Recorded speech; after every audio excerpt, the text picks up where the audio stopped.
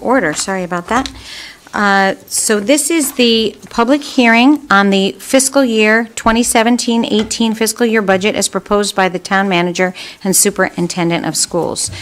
These are the rules of the public hearing. If you are a resident or taxpayer and you would like to speak at tonight's public hearing on the town budget, please sign in with your name and address. And we have a sign-up sheet here, but I think there's another one over there. Yes. And you will have 3 minutes to speak. If you are speaking on behalf of a group, you will have 5 minutes. The microphone is voice activated, so just start speaking. And the town council clerk, Essie LeBreau, will alert you when your time is up. If you are not a taxpayer or resident, please tell us so that we may entertain a motion to suspend the rules to allow you to speak. We will start calling names so you can be aware of the order, and I will call the name of the person and the person on deck.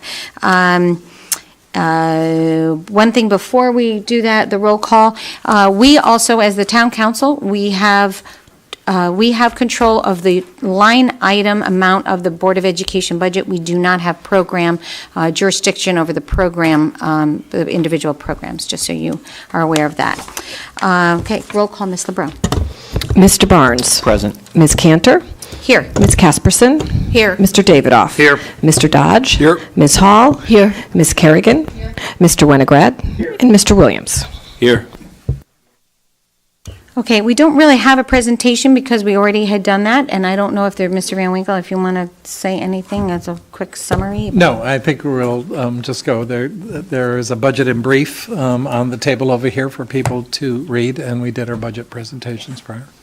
And that is online if anybody needs that information. So we will start up with the sign-up sheet. The first person that I have, and I apologize if I mispronounce your name because they're a little small for me. Jim Bechard is up, and then on deck is Joseph Greenbaum. Don't forget to state your name and your address. My name is Jim Bechard. I live at 1 Colton Road, West Hartford. I'm a little tall, but that's okay. I've been a resident for 27 years. I love this town, and quite honestly, I'm hoping that I could afford to live here for at least another 20 years. In the last 11 years, my property taxes have increased by almost 45%, and that does not include this proposal. I know there are extreme circumstances that we are dealing with this year, but the bottom line is we have to control our spending. We cannot continue to raise our taxes to solve our budget issues. If this budget is approved, and in my home, I average a 3% increase for the next 10 years, my taxes are going to increase by another 45%. A couple of weeks ago, when I read about the budget in the paper, it talked about including in this budget, we may have to close a library and possibly one of the senior centers. Our seniors are the ones that have made this town what it is today. And with this budget, it's appalling to me that we cannot afford to keep a senior center open with this kind of increase that we're proposing. How many of you have ever volunteered to feed lunch to the seniors in our town? I have. I did it for 4 months. I was unemployed, and it made me realize, even though this town has a lot of money, there are a lot of people here that need services, including our seniors. They not only appreciate it, they've earned that right to have that service, and they deserve it. Our property taxes are considerably higher than our neighboring towns, Avon, Farmington, Simsbury, and Glastonbury.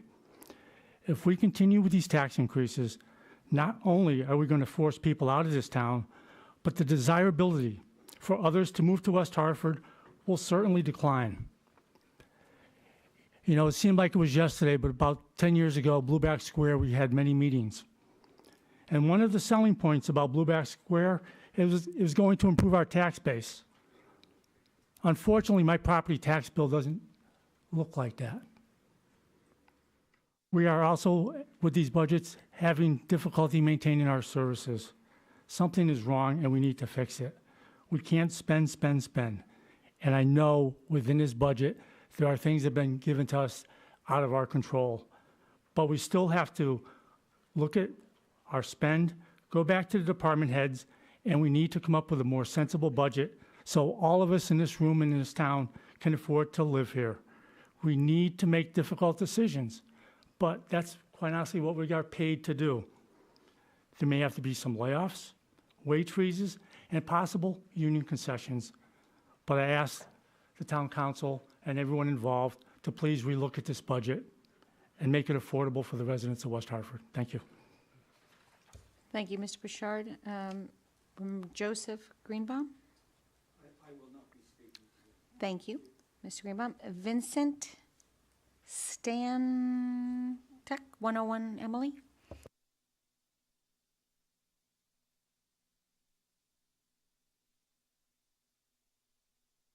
You talked me into speaking. Well, that's good. I live at 101 Emily Way. I'm a resident of West Hartford since 1967. I immigrated from Ireland here and had a wonderful career in one of the large corporations in technology. But I'm here tonight to represent myself and a community consisting of 78 villas and 108 apartments in the promenades. I've done an awful lot of analysis being a tech guy, and when you look at the increase in the assessments and you tack on the mill rate, we're talking in the neighborhood just for the promenade buildings alone, 20 to 25% increase in their taxes. On the villas, it's closer to 30%. Now, we have a lot of people that are out of town. It's a retirement community. We're probably the least burden on this town with respect to school systems, road maintenance, sewers, whatever, okay? And yet, we're being hit the hardest. And obviously, we oppose this budget. Now, we understand, I've been to the assessor's office. I know how the assessments are computed. The mill rate is going to be based on the state impact, the teachers. I have to tell you, when we had our baby in 1973, my wife worked for one of the corporations. When she was pregnant and had a kid, she lost her job. There were no benefits. This town has an enormous amount of programs for the schools. I attended the academy meeting a few weeks ago with respect to the state budget, and all I heard was from teachers, and all I heard was from the millennials. And I'm sorry to say this, but you know, we're at the point now where I think this town is ready to offer pre-kindergarten care, babysitting. So I think it's time for people to look at the services this town offers, and maybe it has to be an a la carte, whatever. People need to pay for what they're getting, and I don't think that the retirement communities can afford to do that. And with that, I obviously oppose the town budget. Thank you very much. I appreciate your time. Thank you. The next person up is Bruce Grower, and after that, Maria Hogan.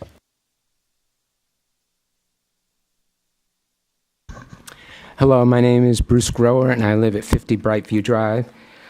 One of the ways that we could end up saving a lot of money would be if the state of Connecticut got a state bank. North Dakota is the only state bank in the country, and they borrow money basically at 0% because they don't have to pay creditors who are basically bondholders. And there's different cities in the U.S. that are also exploring getting either state bank or Citibank, for instance, Philadelphia.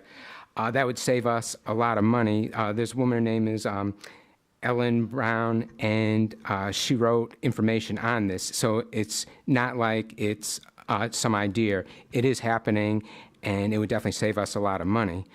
Other things that would save us money is before, when West Hartford said that they were going to get Blueback Square and put a lot of businesses in West Hartford to save us a lot of money, it seems like what happened was by getting all these different businesses, it raised the property values of residents in West Hartford, and with the higher property values, we have higher property taxes. So it really didn't help us out at all.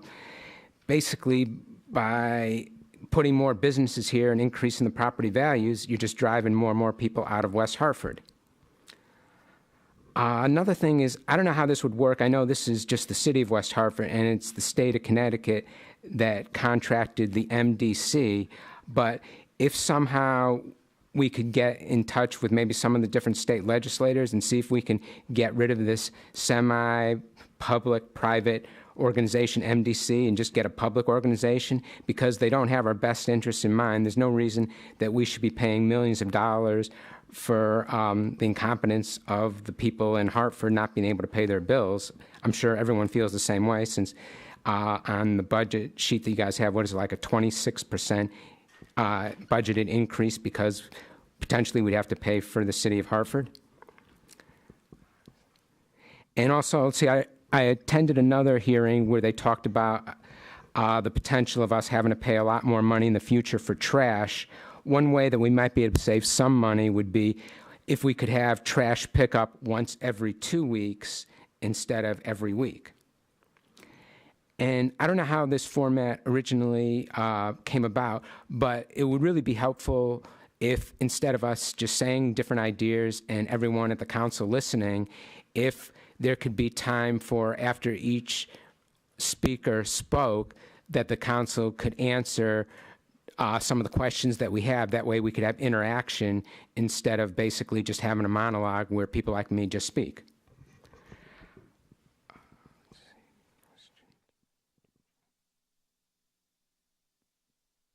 And as far as another speaker also spoke about schools, and I also feel the same way too. It's great that West Hartford has a really good school system, but because the costs are increasing so fast, couldn't there be some type of costs that we could control with the schools? Like, it's great that a lot of the students are into sports and different things like that, but could they start funding it where maybe they end up selling candy or whatever just to start raising the money? Because a lot of the people here who are senior citizens and living on fixed incomes, it's just becoming more and more challenging for us to have to pay for parents who have kids in school that want more and more different types of programs. If we had a lot of money, I'd say, great, let's do it. But at this point, we need to really cut down on expenses. And it seems like the schools are one of our chief costs that we really need to control. Thank you. Thank you, Mr. Grower. Maria Hogan next. Thank you very much. Robert Kennedy. And after Mr. Kennedy, Fred and Karen Boyd.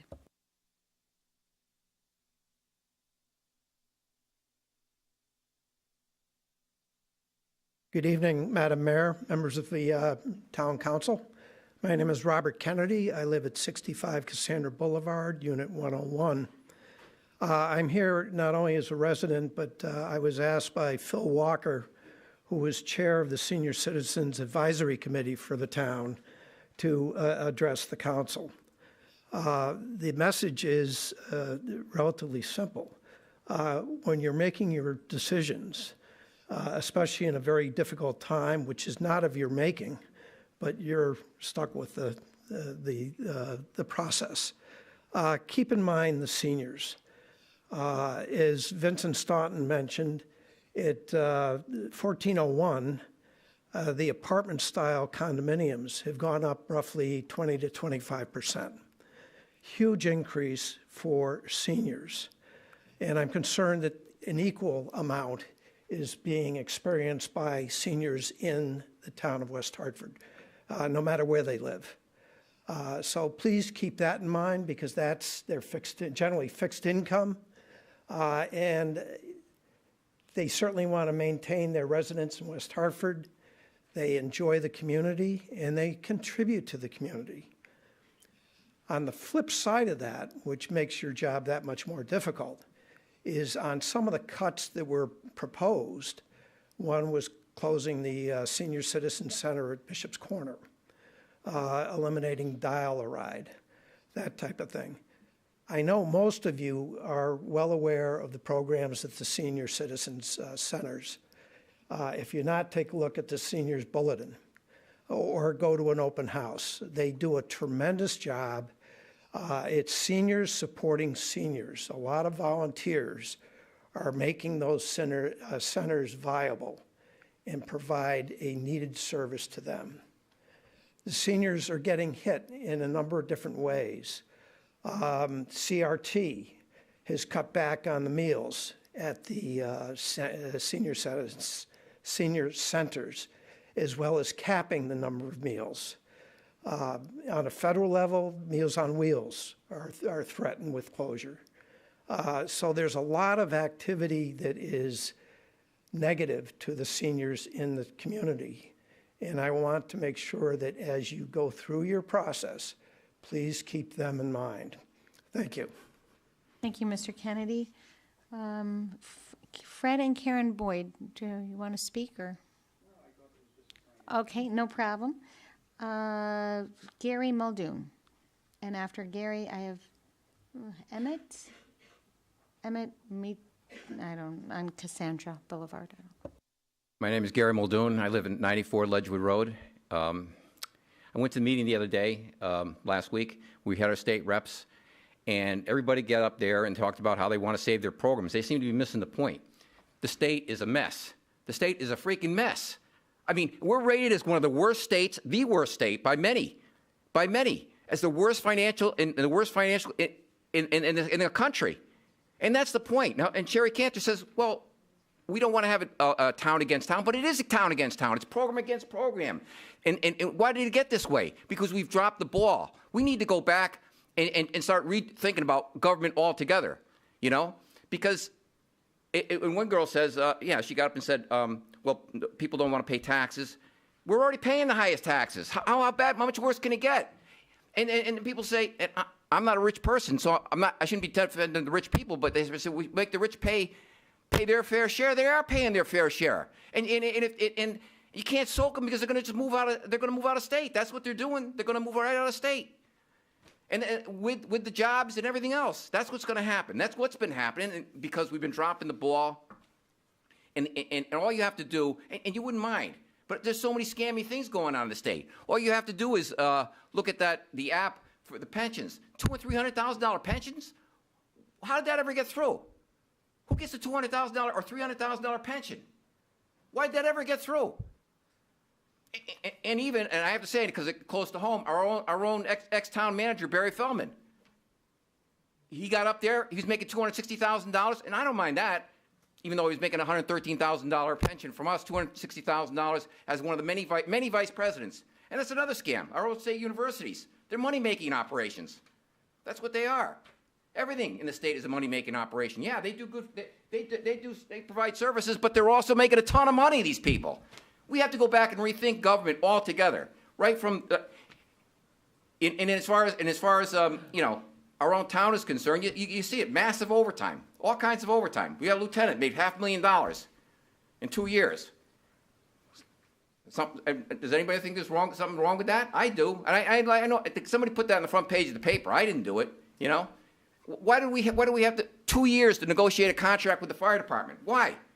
because our state legislator said, oh, that's okay, you can do that. No.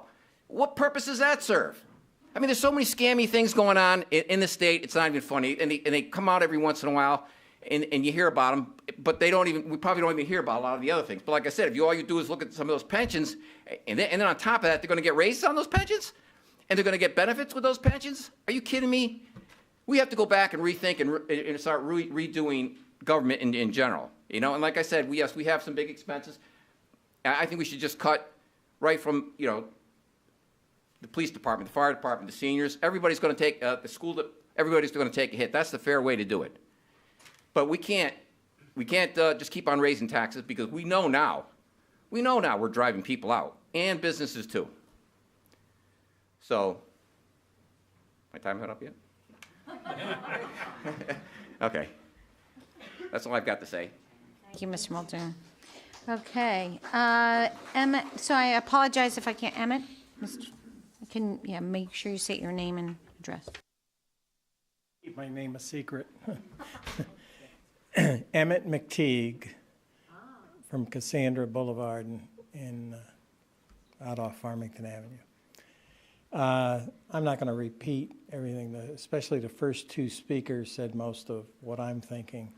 I just would add to that I was born and raised in West Hartford and just recently moved back from spending 15 years in Rhode Island, which, as you know, had one of the highest rates of corruption anywhere. And the controller down there took charge of a lot of the pension programs, did a heck of a job. She's now governor.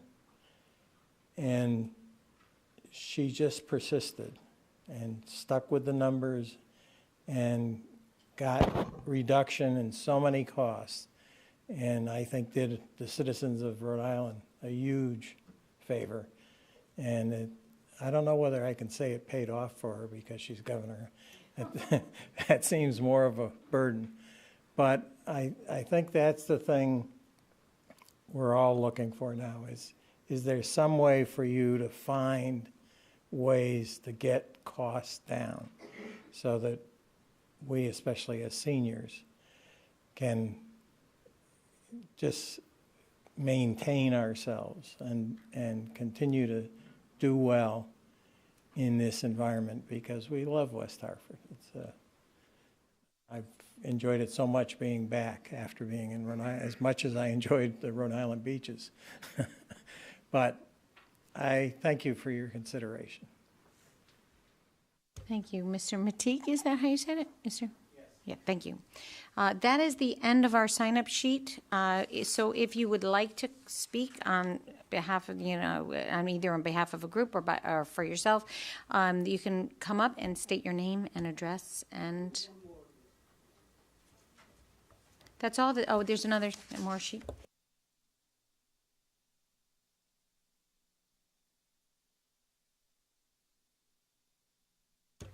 Thank you, Pramod.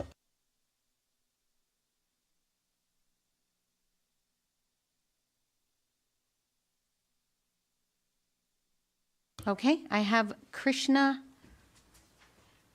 Adhikari.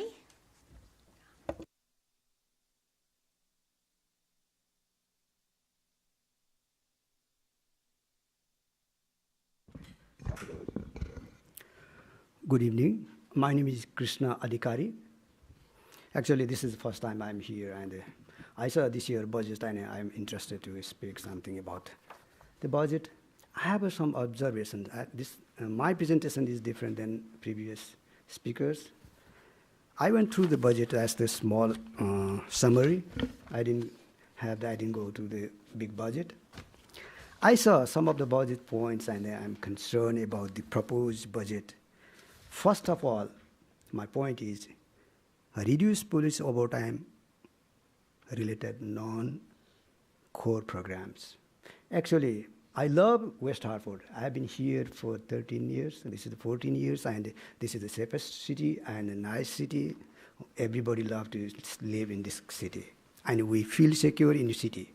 And I think that if we're going to reduce the police presence and if we cut the budget for the police, I don't know, without hiring new police officers, how do we get the security, extra security, mobility of the police. I'm concerned about that one, and I propose we have to have the security because I walk alone myself at 9 o'clock at night, and I feel secure, and I don't feel any insecurity in my walking. So we want to be in the situation what we have today, and we want to be secure. We need our property safe, we need our life safe, and we need our neighborhood safe. Second, I saw that trash picking up is going to eliminate from 2017 October 1st. Yeah, we are the West Hartford residents, and we pay taxes to the town so that we are receiving the services from the town. As such, garbage collection, leaf collections, and sewage services. Okay. However, in the town manager's present budget proposal, town is going to eliminate the trash picking system from October 1st, 2017. That means, are these services going to be privatized? West Hartford residents are paying increasing property taxes every year. And if trash picking going to run by the private sector, that's another additional cost for the residents. Can the residents bear all these taxes in addition to the increasing property tax? Is the town thinking about low-income families or the middle-income families or the immigrants moving from out of this state in this city? They love this city. Can they live here in these situations? I'm concerned about this. And my proposal is please keep the trash collection as is, and we should be resume this run by the town. Second, education, most important part. I saw that the library is closing. We have 3 libraries, and they are doing extremely good job, and we are getting extraordinary services from the libraries. But I don't know the Bishop Corner. I live in the east part, in the Elmwood side, other side of this town. But definitely it should be the everybody love in that library too.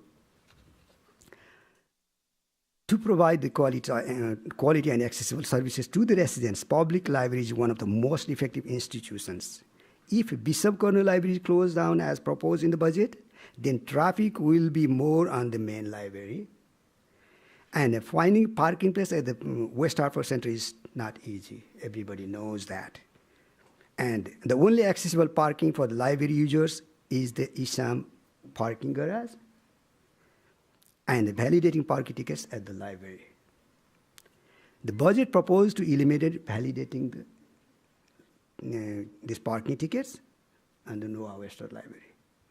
So that means it's still harder to go to the main library due to the closing one branch and parking problems at the main library. The residents will not have accessible library facility now. Are we going to reduce the services what we are giving presently to the residents? This is the most important questions to think about this closing of the branches.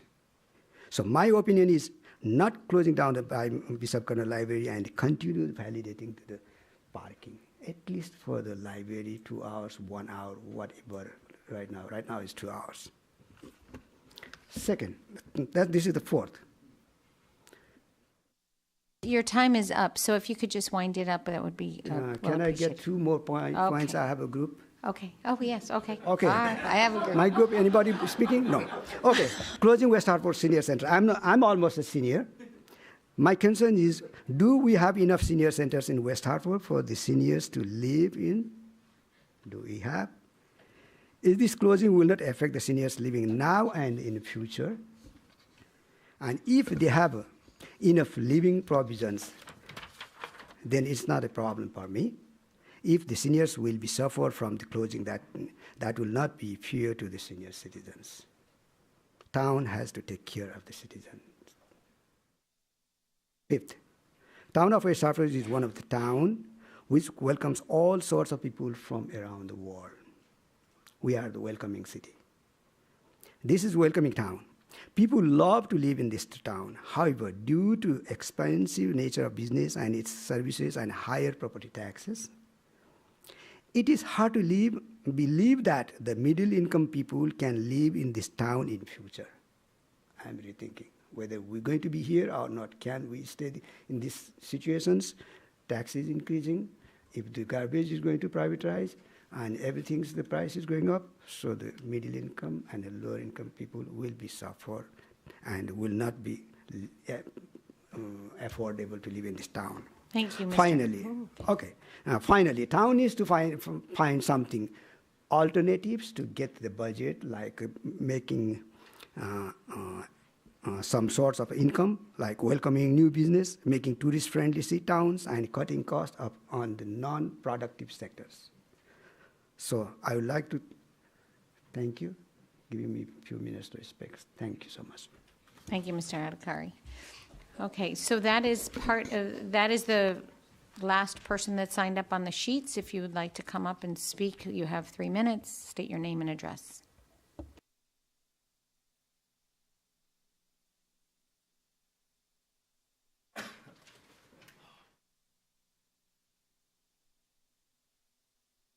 Frankly, I'd just like to ask a rhetorical question.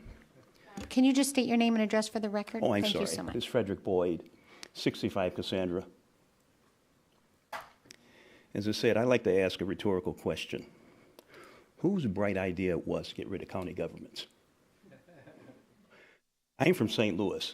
In 1840, St. Louis had the bright idea. They didn't want to deal with all those rules out in the farm country. So they took themselves out of St. Louis County. And they've been paying the price ever since. It's an industrial town. It's lost manufacturing jobs, et cetera. It never was able to expand. And it's surrounded and hemmed in by 95 suburbs. Many of them don't have any reason to exist alone. They've been fighting each other, talking about merging, but they never can't seem to quite do it. And they keep going at it. They have already taken over. No, they haven't taken over. What they've done is join with St. Louis to keep the Forest Park and the zoo going, because it's a regional attraction. But as I said before, maybe somebody can answer that question. Why did you get rid of county governments? Mass thought about it and rejected it. That's one of your biggest problems. Thank you, Mr. Boyd. Is there anybody else that would like to speak to the budget?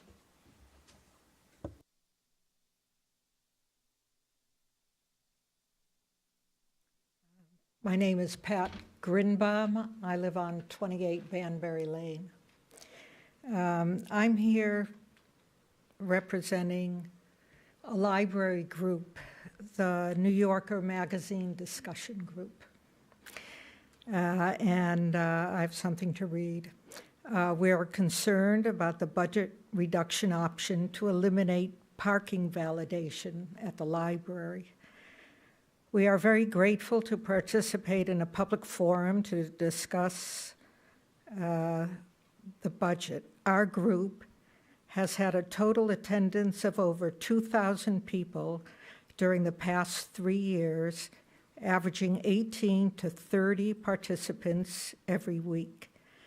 The meetings, funded by a private bequest to the library, are open to the public and completely self-run, with 20 different members so far volunteering to moderate.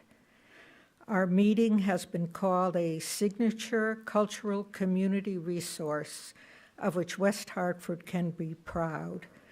We fear that eliminating parking validation will begin a downward cycle of decreased participation in library programs such as ours.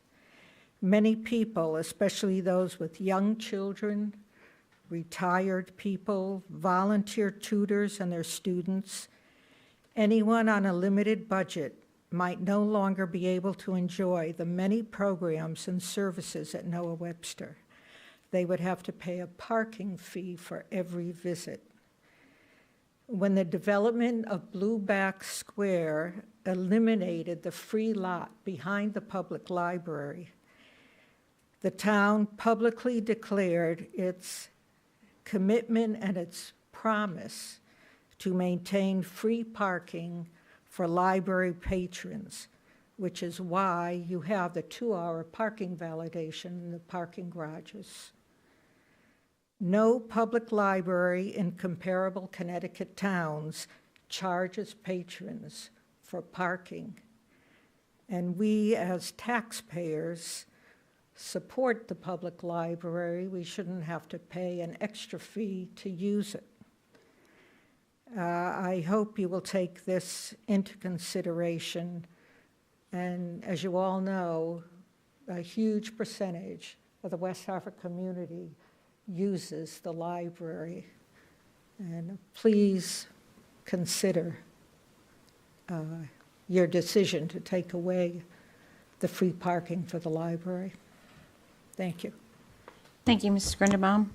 Anybody else would like to speak? No? Okay, then we were closing the public hearing.